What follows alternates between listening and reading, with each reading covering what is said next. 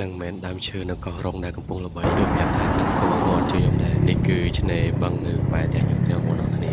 ឆ្នេរបឹងបងប្អូនដែលធ្លាប់មើលវីដេអូខ្ញុំពីមុនគឺប្រហែលជាដឹងហើយគឺបឹងពុកតបែប៉ុន្តែនេះមិនមែនកន្លែងទំនប់ទេគឺកន្លែងមកខាងទៀតគឺស្អាតមែនតើបងប្អូនគ្នាឲ្យតែមានភ្លៀងធ្លាក់គឺឡើងខៀវស្អាតមែនតើហើយខ្ញុំបានធ្វើមីគោកមួយចានយកមកអង្គុយហូបនឹងតែម្ដងនេះហើយដើមឈើនៅកោះរងមានអីស្តៀងគ្នាតែហើយខ្ញុំក៏បានគាស់ត្រីខម៉ែសមុទ្រមកកំប៉ុងដាក់ជាមួយមីផងដែរបងប្អូនឃើញវីដេអូនេះនៅម៉ោងប៉ុន្មានឥឡូវហ្នឹងគឺវីដេអូចេញម៉ោង8កន្លះបើបងប្អូនរៀបចូលគិញឲ្យឃើញវីដេអូនេះខ្ញុំសុំទោសផងធ្វើឲ្យបងប្អូនហេវហ្នឹងមែនទេហើយខ្ញុំគឺស្រឡាញ់ធម្មជាតិមែនតើហើយសម្រាប់បងប្អូនដែលឃើញខ្ញុំផុសវីដេអូបែបស្រុកស្រែដើមឈើខៀវអញ្ចឹងបងប្អូនដែលមានស្រុកកំណើតនៅស្រុកស្រែ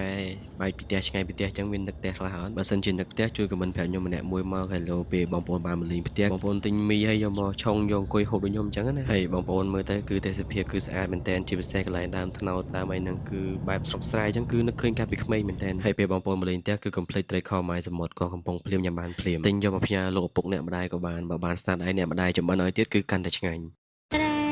ថ្ងៃនេះគឺពិសេសមែនទែនបងប្អូនទាំងអស់គ្នាគឺថាលក្ខណៈមកបញ្ចេញស្នាដៃធ្វើជាហួយដូងមិនងាយទេបងប្អូនទាំងអស់គ្នាតាំងពីទូចដល់ធំនេះជាលើកទី1ឯងដែលខ្ញុំធ្វើជាហួយដូងញ៉ាំខ្លួនឯងដោយសារតែខ្ញុំមានខ្ទិះដូងកំប៉ុងរបស់ My Cup គឺងាយស្រួលមែនទែនបងប្អូនទាំងអស់គ្នាចំណេញពេលវេលាមែនទែនសម្រាប់បងប្អូនទាំងអស់គ្នាដែលមានខ្ទិះដូងកំប៉ុងនៅផ្ទះយើងចាក់ខ្ទិះដូងដាក់ម្សៅជាហួយកូរចូលគ្នាឲ្យសព្វហើយខ្ញុំក៏មាន topping add ពីលើទៀតគឺសាច់ដូងក្អូបនិងសាច់ខ្នុរបងប្អូនទាំងអស់គ្នាហើយយើងកូរឲ្យសព្វមកបងប្អូនទាំងអស់គ្នាគឺថាតំណងមែនតែនហ្មងសិតតែខ្ទិះបដ ாய் សម្រាប់ខ្ទិះដូងកំប៉ុងរបស់ My Cup នេះគឺថាឈ្ងុយមែនតែនដល់បើឈ្ងុយហ្មងបងប្អូនទាំងគ្នាខ្ញុំធ្វើលក់ផងនិងធ្វើញ៉ាំផងមួយចាន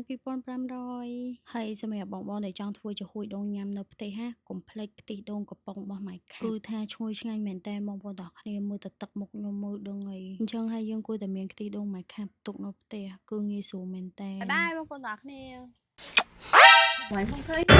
នេះពងយកស្នេហ៍យកឲ្យមនុស្សជាទីស្រឡាញ់របស់ខ្ញុំបងប្អូនគ្នាចង់ដឹងមនុស្សជាទីស្រឡាញ់របស់ខ្ញុំណាគេអត់តោះ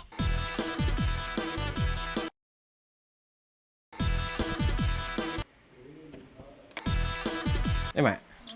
នេះស្នេហ៍បកមិនអាហ្នឹងក្លិនម៉ែចូលចិត្តអូបាទអូបនេះទៅអត់ពុលគាត់ពុលម៉ាក់ចូលចិត្តបោះខៀវដូចអស់អានេះម៉ែពេលតាណាដាក់តាមខ្លួនអាទូចនេះមានបតោងហើយយកចោះទៅហើយ view នៅ Google ថាកូនមួយមែនសម្រាប់បងប្អូនទាំងគ្នាទិញលេខទឹកអប់ស្នេហ៍ឥឡូវនេះមកប្រអប់$15 free សេវាដឹកជញ្ជូនពីប្រអប់$25 free សេវាដឹកជញ្ជូនដូចគ្នាចង់បានឆាប់ខ្ញុំឥឡូវនេះតើស្នេហ៍មានក្លិនបែបណាអញ្ចឹងថ្ងៃនេះខ្ញុំនឹងមកតេស្តក្លិនរបស់លេខទឹកអប់ស្នេហ៍ជូនបងប្អូនទាំងគ្នាអញ្ចឹងដល់ពណ៌កាជុកនេះគឺក្លិន Rosy Violet អូផ្ដល់សម្ដានខ្លាំងមែនទែនអូពណ៌កាជុកនេះគឺជាក្លិនក្លូនរបស់ Chanel Shade ណាបែបផ្កា Violet ហើយរួមបញ្ចូលជាមួយនឹងឈើក្អូបផងដែរសម្រាប់អ្នកស្រឡាញ់ក្លិនផ្កាគឺត្រូវមែនទែនតែពណ៌ខៀវម្ដង Dark Vanillaពណ៌ខៀវនេះគឺជាក្លិនក្លូនរបស់ YSL បងប្អូនអរគ្នានេះក្លិនរបស់វាគឺបែបកាហ្វេបែបផ្អែមវ៉ានីឡាប៉ុន្តែអត់ឈួលទេទាំងពីរពណ៌ទាំងពណ៌ខៀវទាំងពណ៌កាឈូកគឺអត់ឈួលតែម្ដងបែបរ៉ូមែនទិកព្រីមៀម